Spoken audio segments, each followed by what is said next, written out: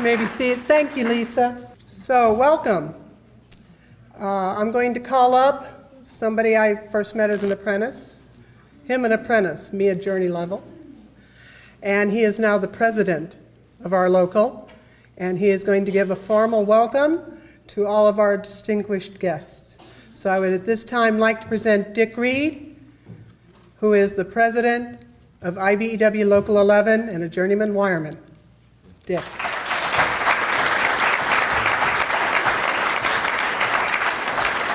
Welcome.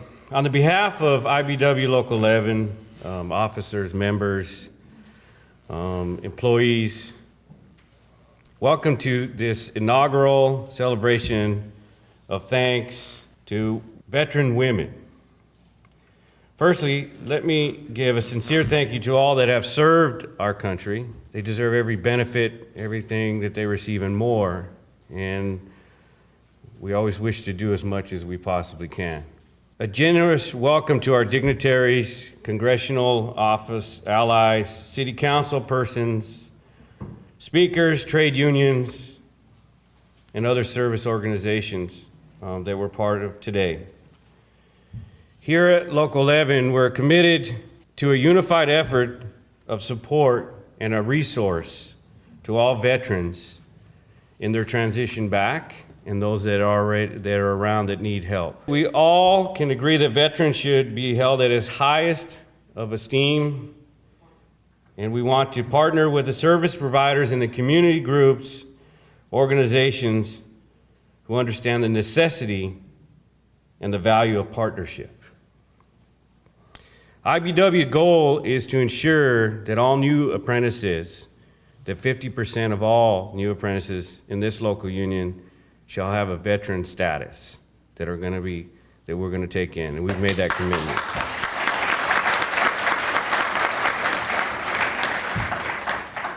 This program is the first of its kind to bring labor, community, and service organizations together and examine a comprehensive approach to assisting women veterans.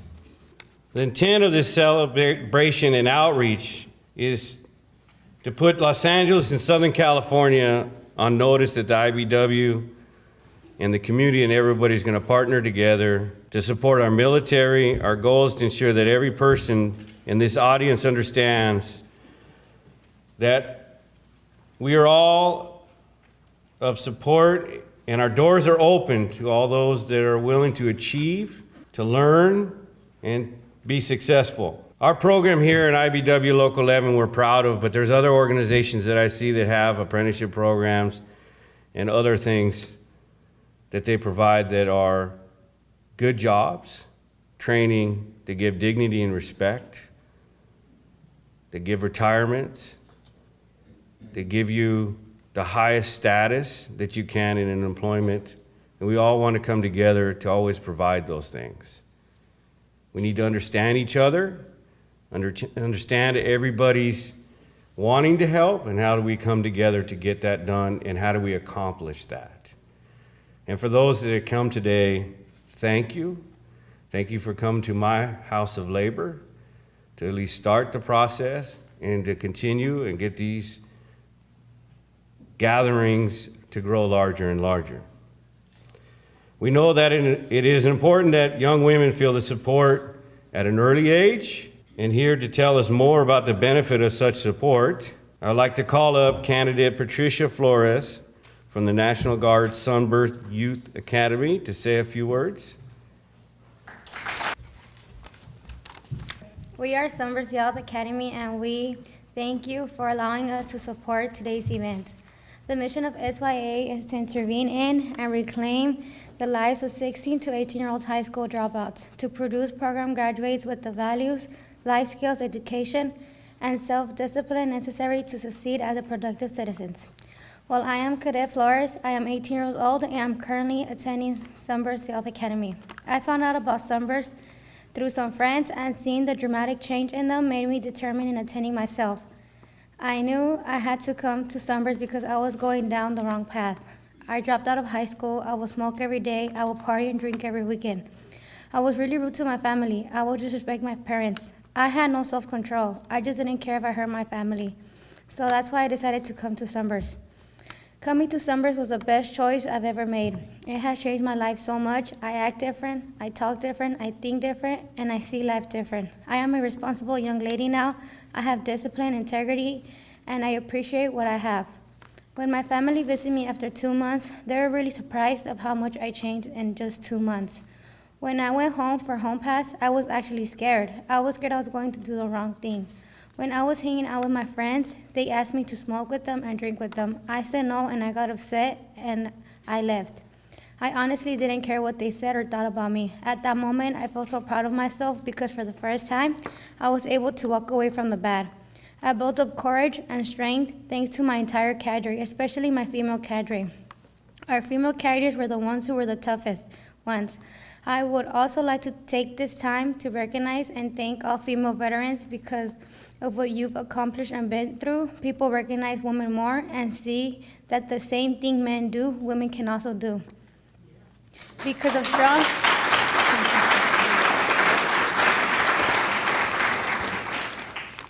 of strong females like you, women have more rights and privilege. You all inspire me to never quit and to do the best I can, to show everyone how strong and smart women can be. I will always look up to women who are in the military. You all give me inspiration to do the best I can and stay strong. Thanks to you and Sunburst, I have self-confidence. Thanks to my case manager, Specialist Castro, I have goals now. He taught all of us about long and short-term goals. What he taught us about our goals is one of the main important things in our life. We should always have goals in our life because that's our inspiration to do well and remind us what we want to accomplish.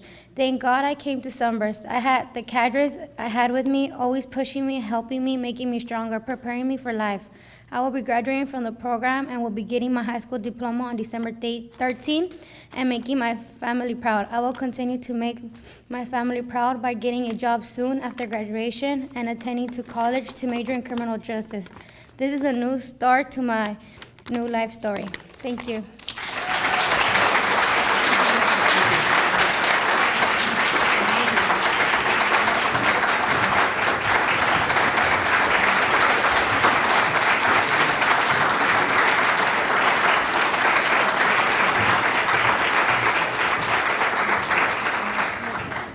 At this time, I would like to introduce our United States Marine Corps representative, Kathleen Fippard.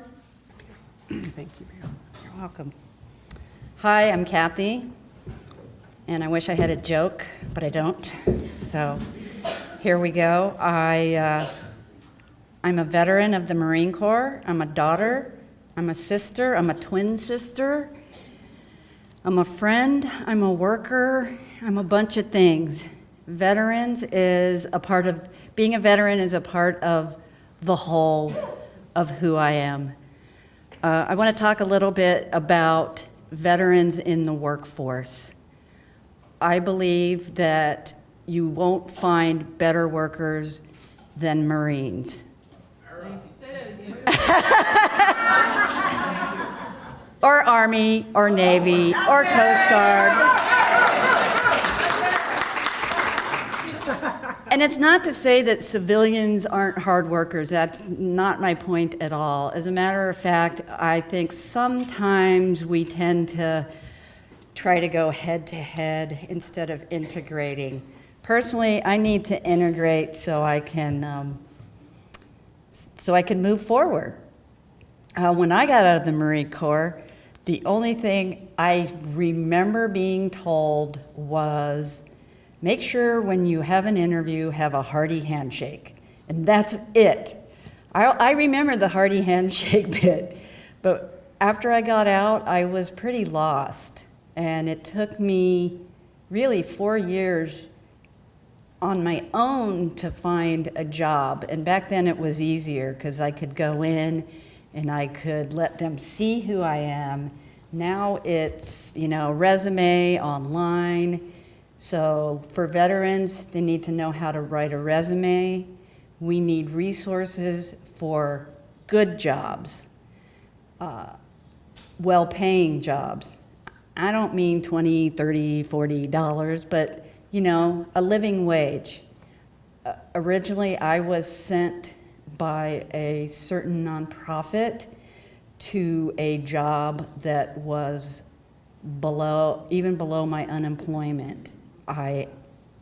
Somebody said I was stupid for doing that, but to me, it was getting back in the workforce. The thing was, it seemed he hired these people and he would get the tax break, and a few months later, he'd fire them, and this would go round and round. So this isn't to put anybody down, it's to say, we're here, we want to work for you. I've been told for years that I'm smart, and I didn't believe it at all. And I'm starting to believe it. I used to just say I pay attention, but now I'm like, oh, okay, maybe I have a brain. So, give us a chance. Don't just look at the resume online. Bring us in. Don't say, I don't have this kind of experience, because resumes don't really speak for the whole. And we want to work for you, and we want to do a good job for you. One more thing is, there are resources out there now. I work at what's called the Peer Center at the Long Beach VA. Not very many women can't come. It's a place you can come if you know anybody, especially females, if they need a meal, shelter, medical, mental, someone to help them write a resume, job search, we can get them on that road. The VA can be very daunting for someone, and we're there to advocate for them. So we're here for you, and thanks for letting me be here.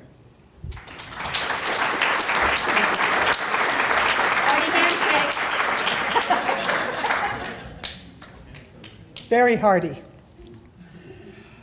And I'd like to follow up on Kathy's remarks that we're so glad you're here, and we are so glad veterans are coming, because we want them in our apprenticeship.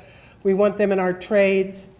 Our business manager who runs our local is a Vietnam vet and proud wearer of the Purple Heart. And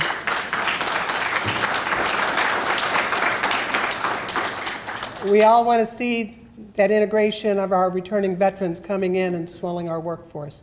So thank you again, Kathy.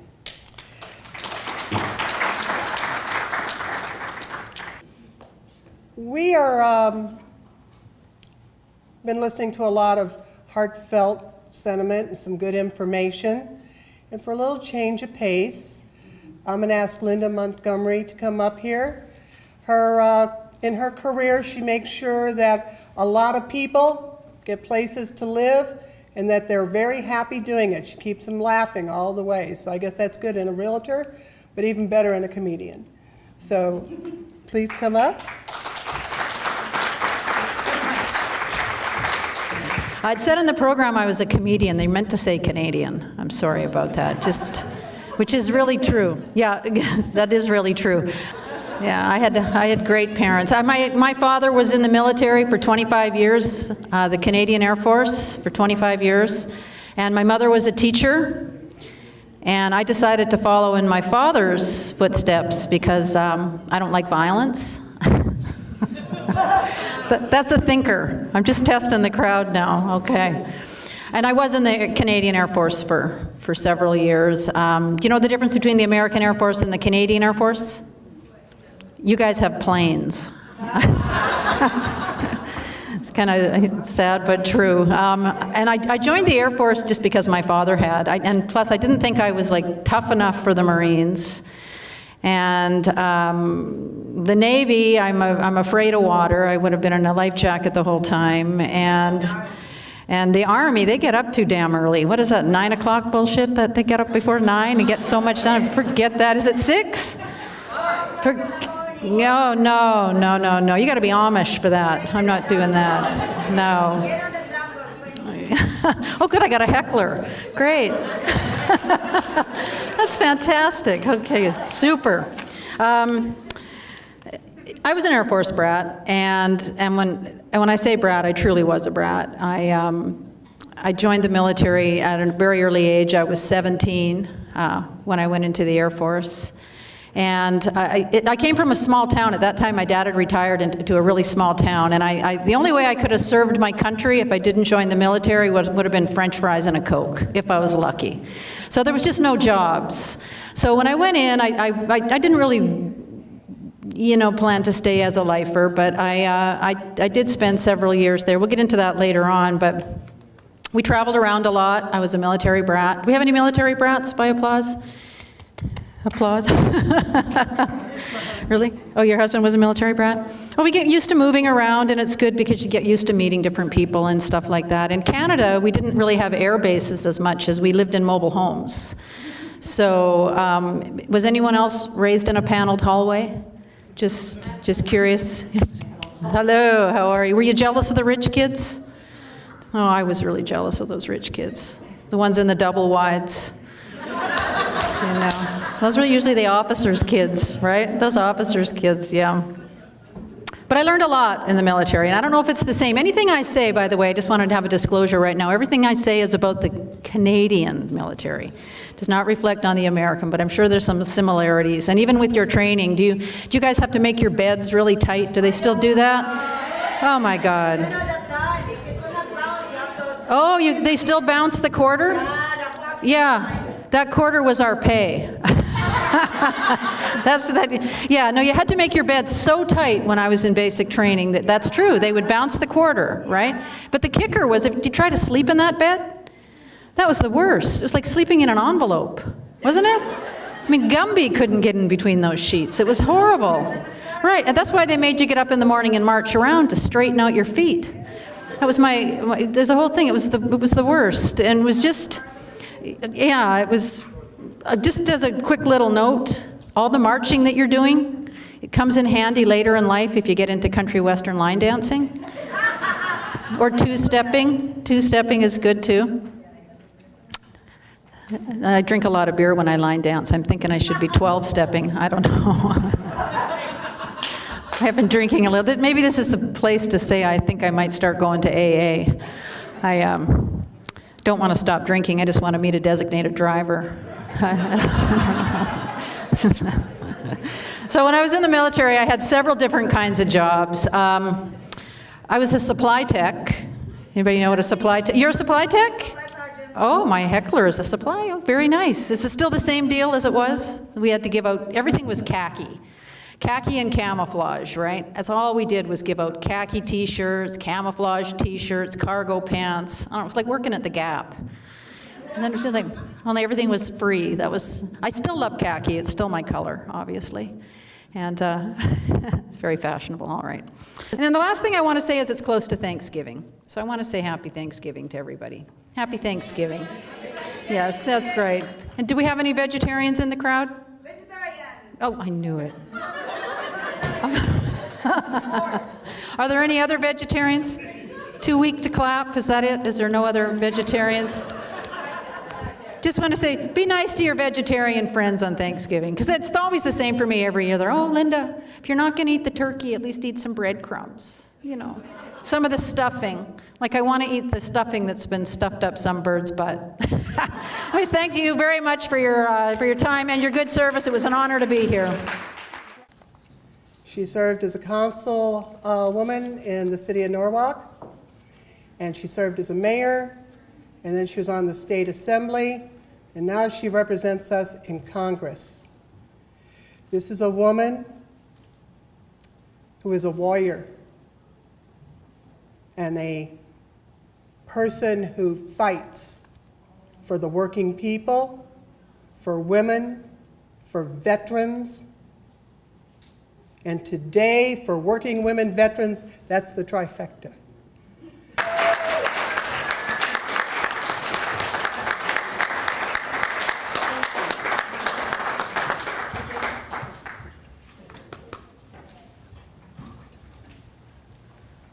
Well, good afternoon, ladies and gentlemen. I'm sorry we lost our youngsters, our audience. I'll be talking to them again sometime, but they're an amazing group of young women. Did you see that? Each one of them. Each and every one has a story to tell. December the 12th, I believe, they graduate.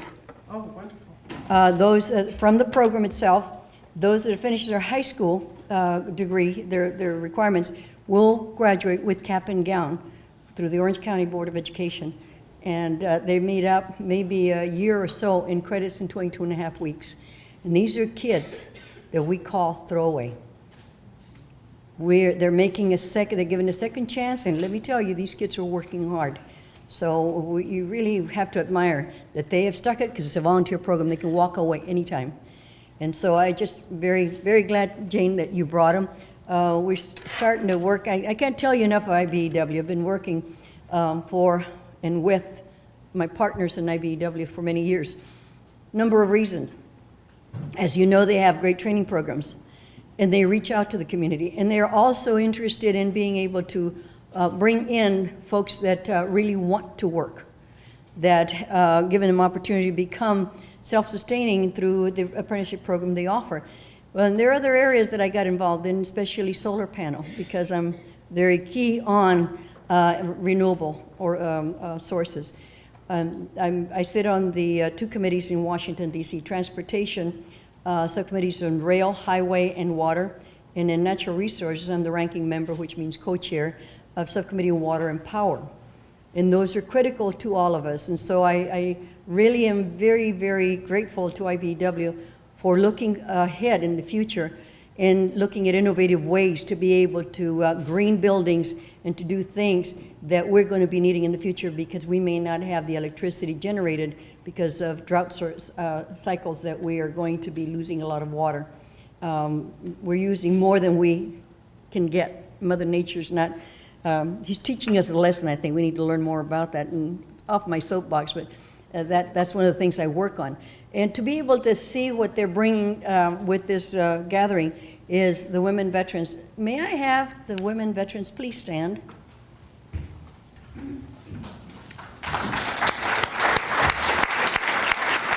Thank you for your service. Thank you, and God bless, and we will do anything and everything we can to ensure that you get the benefits your work has earned. We owe them to you. I want to thank, of course, Dick Reed, the president of IBEW Local 11, Jane, my old friend, Eric Brown, the treasurer. This day to honor women veterans is to me special. I'm not a veteran, but my brother retired Air Force. I have a son Marine, son Air Force, and a son currently in the Naval Academy, so I am part of the veterans family. To me, we need to protect those benefits, especially women. And let me tell you, some of the things we're facing in Washington, D.C. is a lot of discrimination in the veterans. Because they've served, they're okay, they can go home, they'll be okay. The community will take care of them, but not so. We have a lot of veterans coming back from Iraq and Afghanistan that are going to need decades of services, mental health services specifically. So and even female veterans, ladies, you be sure you get PTS or TBI services. PTS, post-traumatic stress. And combat, right. Even non-combat. We're finding we have about 18 suicides a day of veterans, even those that did not serve combat. Right. So we have to ensure that we treat all our veterans the same, to be able to ensure that they live productive lives and that they work to be able to take care of their families. So for IBEW to reach out to you and be able to tell you, bring others, and then find out, and I'd like to, where are you? Those of you that don't know, my veterans representative, veteran, Hector Elizalde. And we work with vet hunters who look for homeless veterans. So if you have any homeless, you need information, get Hector before we leave, because we do work with the homeless veteran population. We want to be sure that every veteran has a roof over their head, food in their mouth, and if they have children, those children are taken care of alongside with the woman veteran. It's critical. We've been ignoring it for too long, and it's time we begin to understand that these problems exist, and we need to be able to ensure we work collaboratively, and thank you to IBEW because they're doing a great job in helping us identify. But the other area that I have of a great concern is abuse in the system, the sexual abuse. It ranks right behind PTS among women warriors. We have I don't know if you know Senator Gillibrand. She's been in the news because she's going after the military to be able to take it off the commander's head and be able to put some pressure and being able to go after the perpetrators. Well, in some instances, it's hard to prove, but it's not. They should treat the women warriors just like a men warrior. There should not be a sexual or gender discrimination. They are warriors. Am I correct? So, the women right now, we want to be sure you get your VA benefits. So see Hector, and we'll make sure that we connect you with the VA if you need to establish a case. But the military services are better than before because women are the best warriors as far as I'm concerned. All right? And it isn't easy to serve. You leave your families behind. You leave jobs, you leave businesses, you leave everything to go serve. Well, men leave, yes, their families, but it's the women who bear the children who are really, that's our heart. That's who we live for. And unfortunately, sometimes we do not consider the fact that women have concerns and that we need to work through them collaboratively. We love your patriotism and your commitment to serve to this great country of ours, so we all salute you.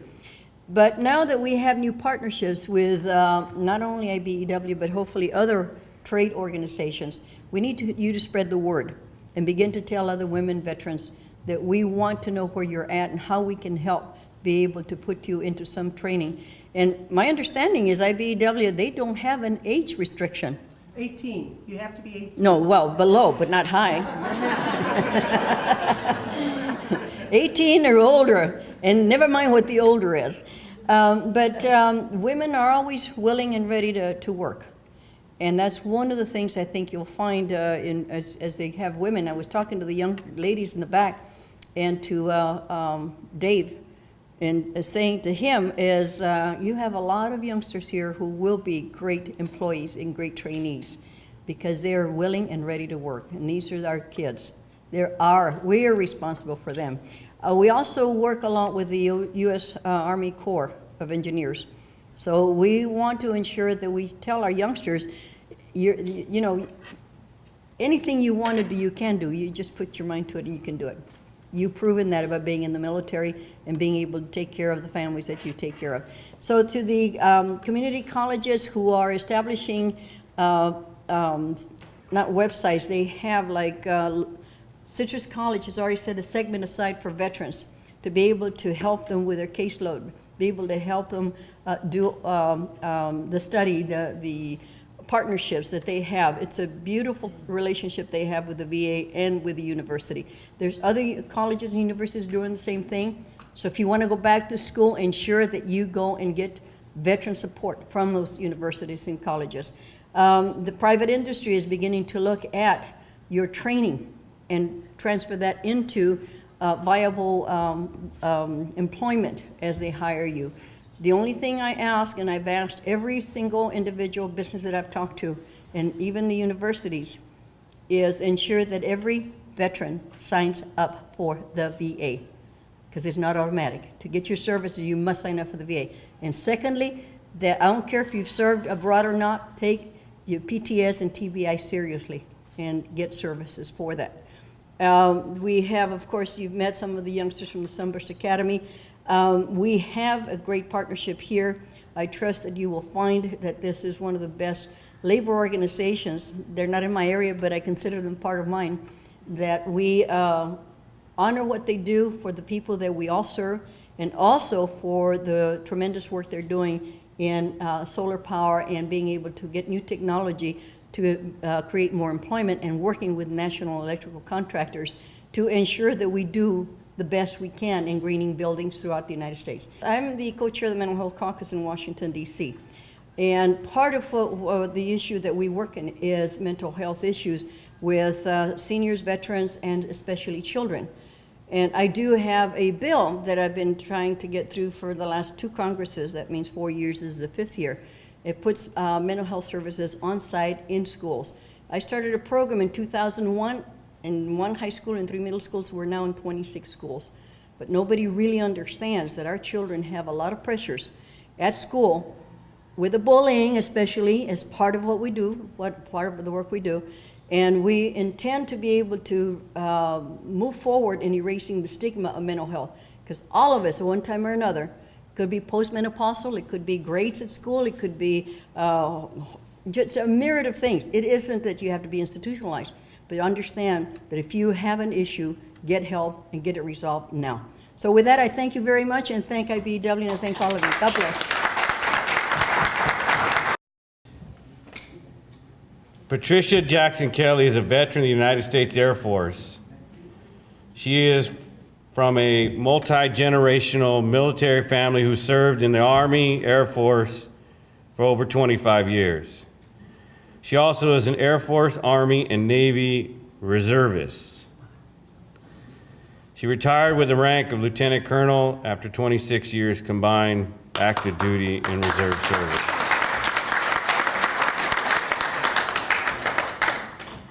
Lieutenant Colonel Jackson Kelly served as a program manager for a 40-bed substance abuse ward and as the Women Veteran Program Manager with the Department of Veteran Affairs. During her employment, she was instrumental in implementing programs, funding, and resources for women veterans. During her time in the Veteran Hospital, she also served as one of the initial board members during the formation of the U.S. Vets. Lieutenant Colonel Jackson Kelly has received awards and commendations from President Bush, the California Governor's Office, California Department of Veteran Affairs, the NAACP, Blacks in Government, and various other community organizations. She was recently selected the 2010 Southern California Woman Veteran of the Year by California Department of Veteran Affairs. See, this is the short list they gave me about her, right? But I'm very honored to even keep going just a little bit more, right? I want you to tell you about this great lady here. She has received a number of military honors and awards, including U.S. Reserve Combat Achievement Medal with the 3 Oak Cluster, the National Defense Service Ribbon, the Army Achievement Service Ribbon, the Air Force Outstanding Unity Award, Air Force Commendation Medal, Air Force Longevity Service Award ribbon. Lieutenant Colonel Kelly has been selfish advocate for soldiers, veterans, their families. She's lived a big part of her life of serving the women and everybody in the military as part of the vets. There's countless awards that I just named, and there's many that I haven't, and her heroism should be recognized. And again, I'm very honored to introduce her and be the one to introduce her today and speak before us. So please welcome our Lieutenant Colonel. Thank you.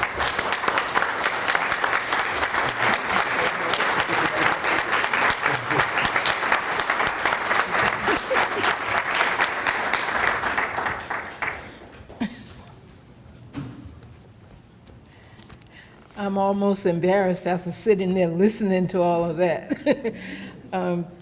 Thank you very much for that lengthy introduction. This has been a wonderful experience today. When I walked in and I saw the Sunburst Academy students, I knew that you were on the right track for your program. It is so important that we recognize our youth and get them involved in what we are doing. Those are our future, and those are the ones that will really probably have to take care of us as we grow older. So we must lead them in the appropriate direction. November 11th, 1918 is generally considered the end of World War I, the Great War and the War to End Wars. In 1938, Congress declared Armistice Day a holiday. In 1954, the name changed to Veterans Day. Honoring veterans on November 11th preserved the historical significance of the date and focused attention on its purpose to honor American veterans. The Army's theme for this year, 2013, is once a soldier, always a soldier for life. Today we have gathered to thank a segment of the population of veterans that oftentimes is not recognized, dismissed, considered less than, and sometimes left traumatized by sexual harassment and trauma at the hands of those that serve side by side with us. Honoring women's veterans, valor, home, honor, and service. What you may not know is women have served in the military prior to the recognition of IBEW of their workers. World War I, 1917 to 1918. During the course of the war, 21,480 American nurses served in the military hospitals in the United States and overseas. World War II, 1941 to 1943. More than 60,000 Army nurses served stateside and overseas during World War II. 67 American nurses were captured by the Japanese in the Philippines in 1942, and they were held as POWs for over 2.5 years. The Korean War, 1950 to 1953, service women who had joined the reserves following World War II are involuntarily recalled in active duty during the war. More than 500 Army nurses served in the combat zone, and many more were assigned to large hospitals in Japan during the war. The Vietnam War, 1965 to 1975. Some 7,000 American military women served in Southeast Asia. The majority of them were nurses. An Army nurse, the only U.S. military woman to die from enemy fire, was in Vietnam. 1990 to 1991, the war in the Persian Gulf. Some 400,000 American military women are deployed during this operation, Desert Shield and Desert Storm. The aftermath of this war is being felt today. The current global war on terror illustrates a few deficiencies in services provided for women veterans. Never before have women servicewomen been engaged in constant combative environment. Participation in Operation Iraqi Freedom and Operation Enduring Freedom has forced them to expand their military role to ensure their own survival, as well as the survival of their units. They sustain the same type of injuries that their male counterparts endure. Any future women veterans research will need to take in consideration the physical effect of combat on women veterans, not just the mental effect of combat and military sexual trauma. Since women are sometimes the primary sole carer of their dependents, they are forced to endure different situations than the male. This dynamic care should be considered when you are talking about caring for women veterans. Approximately 200,000 females, Iraqi veterans, were isolated during and after deployment, making it difficult for them to receive gender-specific care. Report shows that every 10 homeless veteran under the age of 45 is a woman. Access to gender-appropriate care for these veterans is essential. In the past 10 years, the number of homeless women's veterans has tripled. In 2002, the VA did a study of women and PTSD. The study included women who had served in the military and were enduring stressors. Preliminary research shows that women currently serving has a much more exposure to traumatic injury, rape, and assault prior to joining the military. Other reports show the extremely high rate, 20 to 40% of sexual trauma while women are in the service. Repeated exposure to traumatic stressor increase the likelihood of PTSD, which is post-traumatic stress disorder. Providing quality care for women is essential. There were 1 in 18 million women living veteran in 2008. That was the last time that the statistics was done. I'm sure that that has increased. In the state of California, the last count, we had 175,000 women's veterans. In 2008, 453,250 women were enrolled in the VA hospital healthcare system for care. That number is increasing more and more. It is expected to grow by 33% within the next 3 years. In conclusion, a heartfelt gratitude is extended to President Dick Rainey for allowing me the opportunity to share information about women veterans, to IBEW Local 11, KISS TV, Blue Collar Women, Post number 33, Women Court Entertainment Winter. Thank you for recognizing an important segment of the veteran population. Last but not least, a special thanks to Congresswoman Grace Napolitano. I have attended her women event, and it's very upscale, and I thank her for recognizing that women need separate recognition. We are different, we are unique, and we thank those of you who take the time to recognize this. God bless you, and God bless America.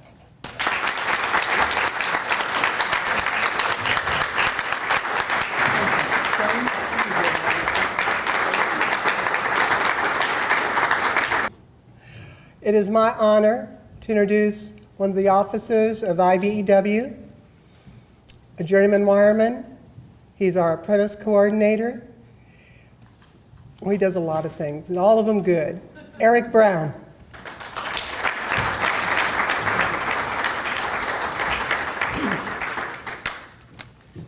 Welcome.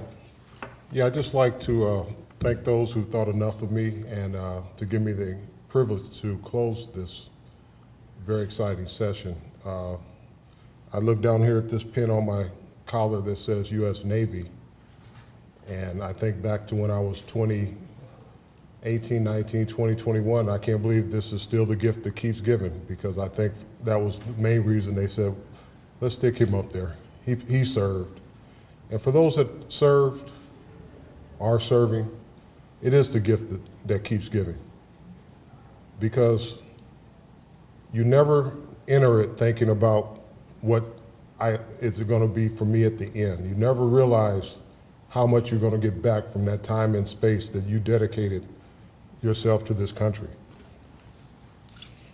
We at the IBEW, we want to be part of that giving back. We want to be a big part of that. And we're proud to be on the edge of being the leading building trades and recognizing the need to do that. You've come down to the heart of our organization, the lifeblood of this whole organization of 12,000 members, men and women that go out daily to build this city, keep the lights on, improve things for everyone. And once you come down here and you come to our heart, you're always part of our heart. You're always welcome back here. You don't need an invitation. You can just drive down here and we'll welcome you. Thank you for coming. Understand that this building and this training center, we train, we're progressive, we think we're on the cutting edge, but we have to be equally on the cutting edge of events like today. We have to be socially in the right spot. We have to be morally in the right spot. And we're very proud to know that with the leadership that we have now, we have, as much as you'll go around and see all this high-end training, we're as committed to pushing these type of agendas and being the leaders in that. So I want to say thank you, and always come back if you want to be welcomed again. Thank you very much.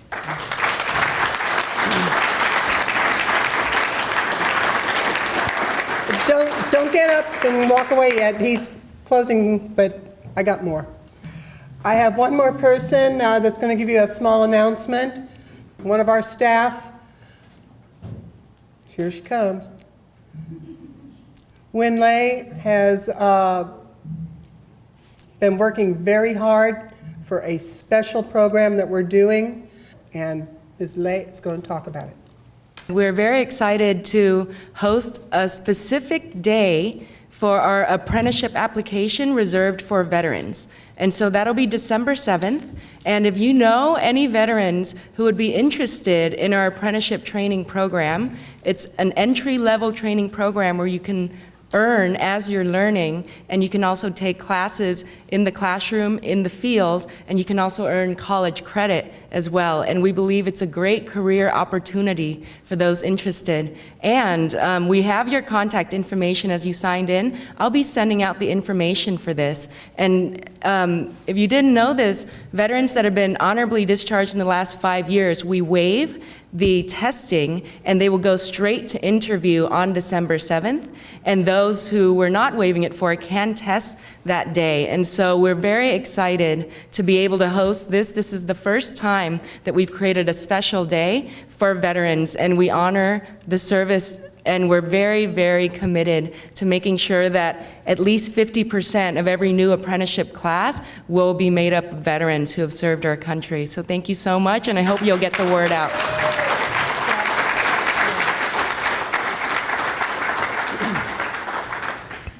Wynn has flyers outside with more information and the contact, so please see her.